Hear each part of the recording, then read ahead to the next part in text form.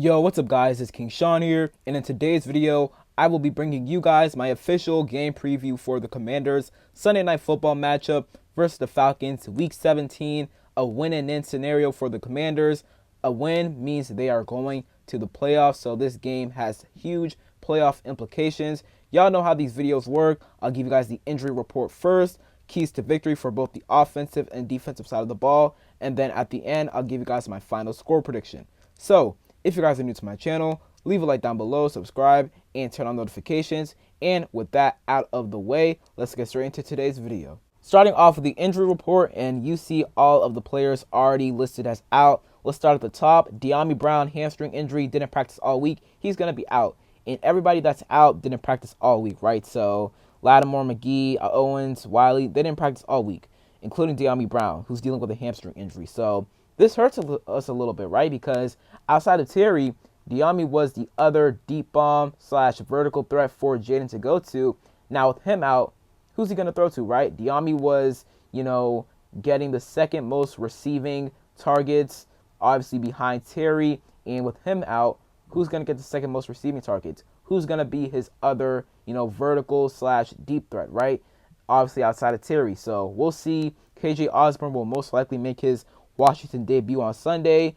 I question why he didn't make it last week versus the Eagles. Maybe he still wasn't all caught up with the playbook. Not sure. But yeah, he's probably going to make his debut in a Washington Commanders uniform on Sunday versus the Falcons with Dyami being out. Lattimore, hamstring injury.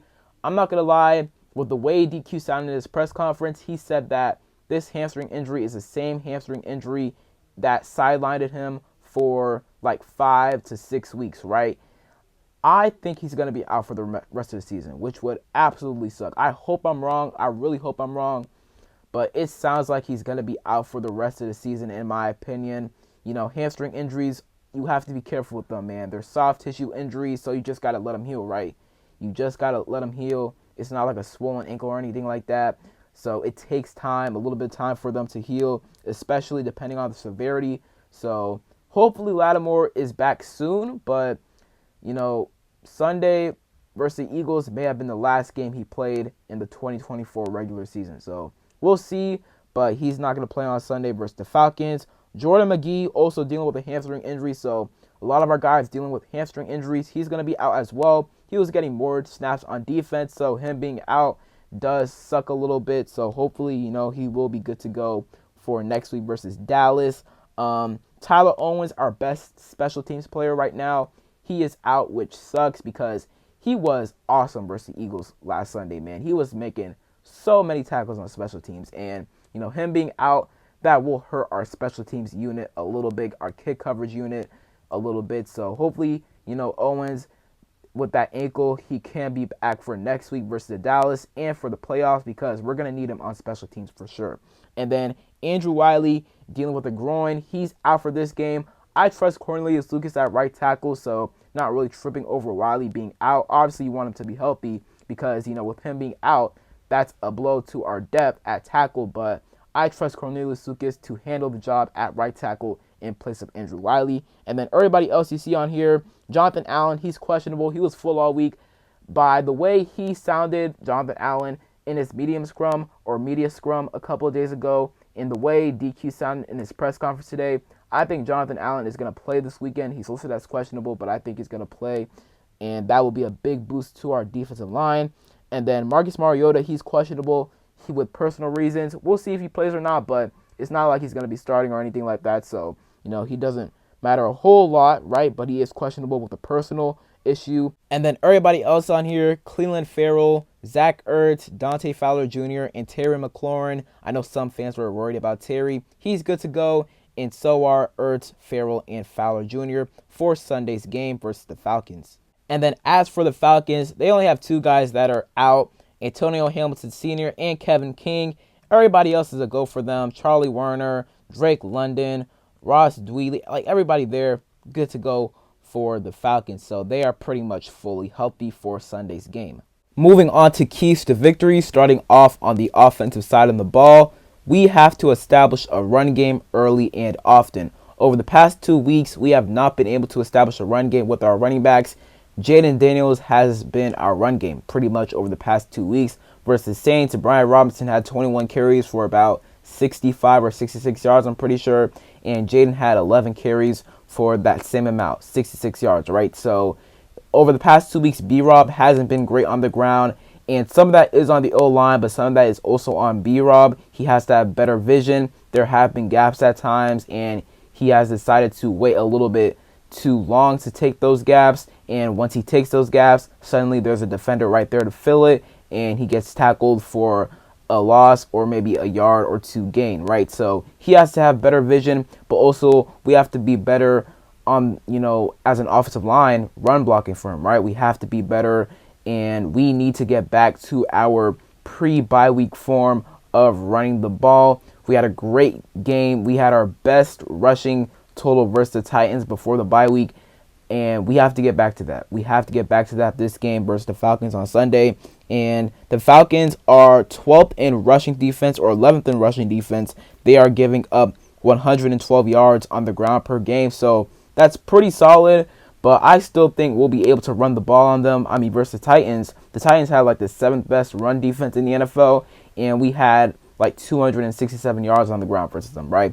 B-Rob had over 100. Jayden had like 35 to 40 yards.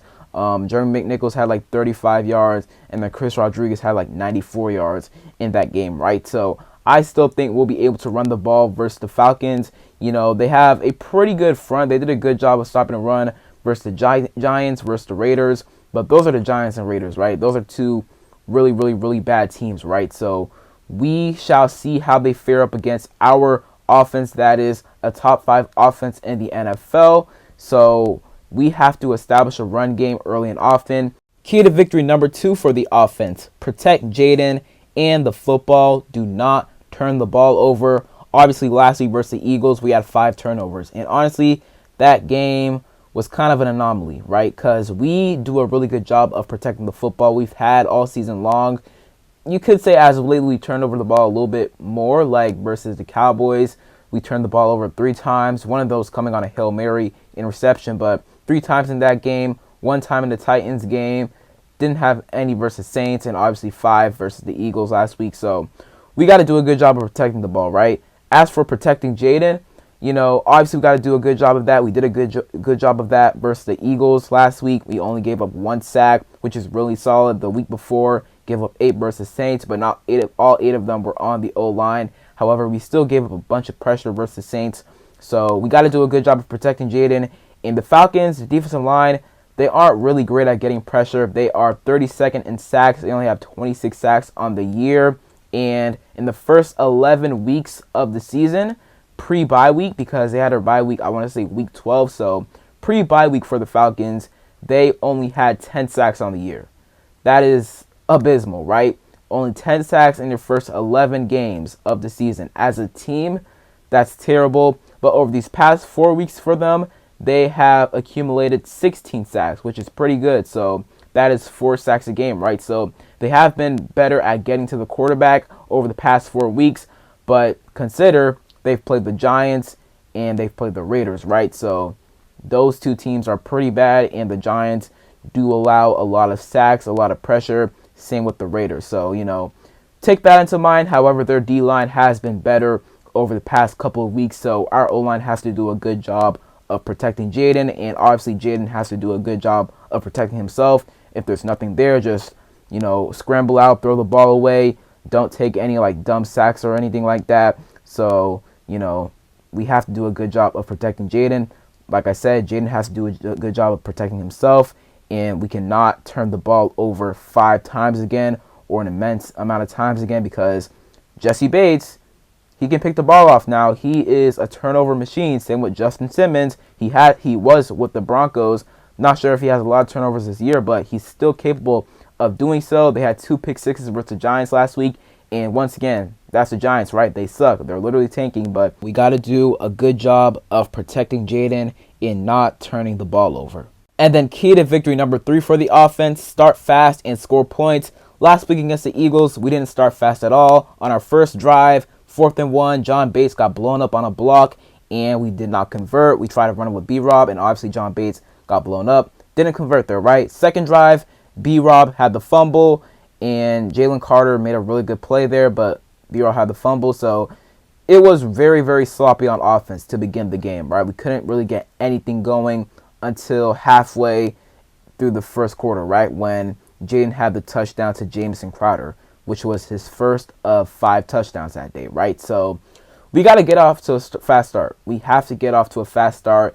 And obviously establishing the run game will help us do so. Obviously getting the ball to Terry McLaurin early. We've done a really good job of that since really the Titans game. We did it against the Titans, obviously, like I said, the Saints, even the Eagles with those bubble screens. So we've done a good job of getting Terry involved, obviously moving him around, not sticking him just on the left side, but also moving him to the slot, right side. So I love the way we've been using Terry. Him versus AJ Terrell should be a pretty solid battle. We'll be excited to watch that. AJ Terrell, he's been a really good cornerback for the Falcons ever since they drafted him. He really broke out in 2021 in my opinion, so he's a very, very solid cornerback. I know they paid him before the year started, so that should be a good battle between them. Our receiver across from Terry, Dyami Brown, he is probably not going to play, so it will probably be KJ Osborne. If not Osborne, maybe Olamide Zaccheaus, maybe Jamison Crowder, maybe Luke McCaffrey. I'm not sure. If I had to guess, it's probably just going to be like receiver by committee for the guy across from Terry. You know, KJ Osborne, he'll get snaps across from Terry. Luke McCaffrey, Jamison Crowder, Olamide Zaccheaus. So I think that's how they're going to kind of do the receiver too. But the loss of Dyami Brown for this game definitely hurts because outside of Terry, he is our only other deep threat or vertical threat for Jayden Daniels to throw to. You saw the deep ball he had last week to Dyami Brown versus the Eagles, and early on in the season, the deep ball to Dyami Brown versus the Browns, right? So, you know, no Dyami Brown does hurt us, right? So we'll see how that really affects our receiving game. Don't think it should affect it too much, but it definitely is a loss for sure.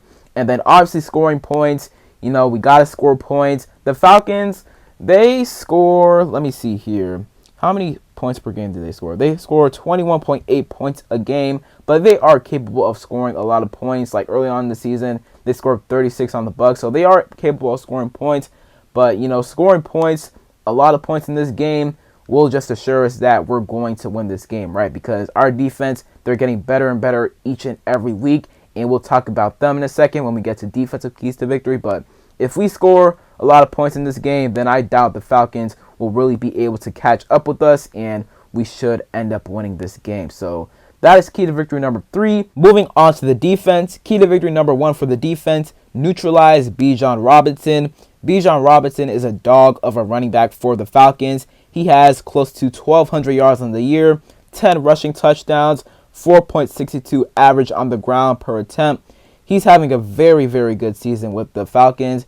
They actually have a coordinator that actually knows how to utilize him now, and not Arthur Smith, right? So it's good to see him, you know, having a good year. But we got to neutralize him, right? We need to neutralize him.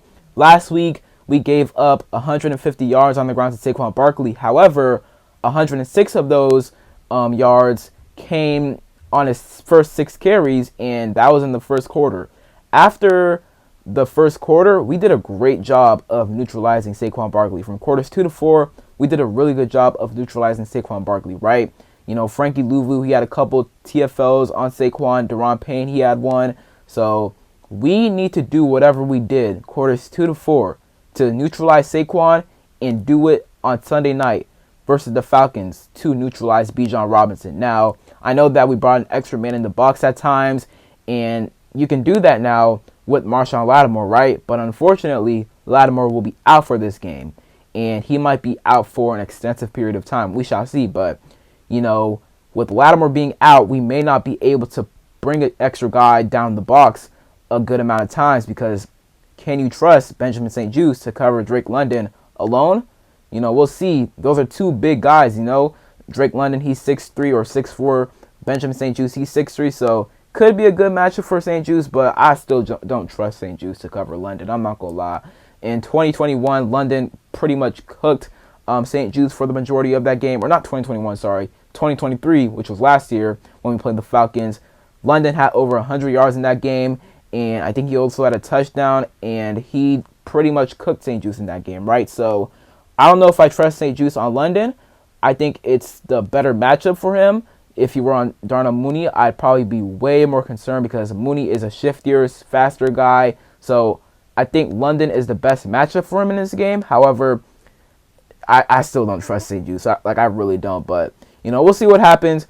But once again, we have to find a way to neutralize Bijan Robinson. We have to slow him down. Key to victory number 2 for the defense: get pressure on Michael Penix Jr. and make him uncomfortable. Penix last week versus the Giants, he looked pretty solid. Like, he had a very solid game. They made an easy game plan for him. I'll say that.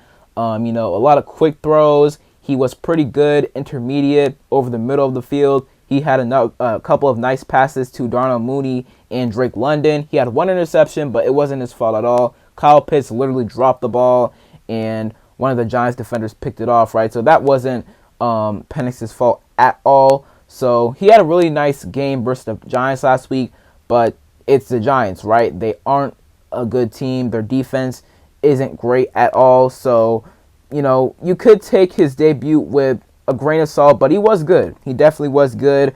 But one thing I did notice while watching his debut a little bit is that when he was under pressure, he sometimes didn't know what to do, especially when he was under duress. So if we can get pressure on him, then we can force him to, make some mistakes, because Penix, he's not very mobile. If he has to use his legs, he will, but he prefers to stay in the pocket. So if we can get pressure on him, he will become uncomfortable, and he may take a sack or two, or throw the ball out of bounds.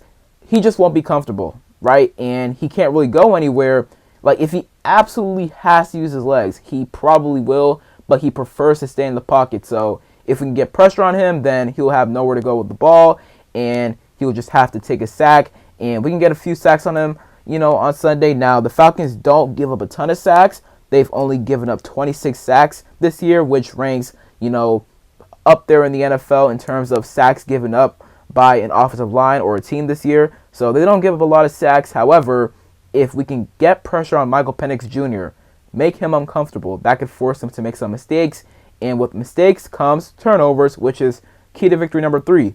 Ball is life. Let's create some turnovers.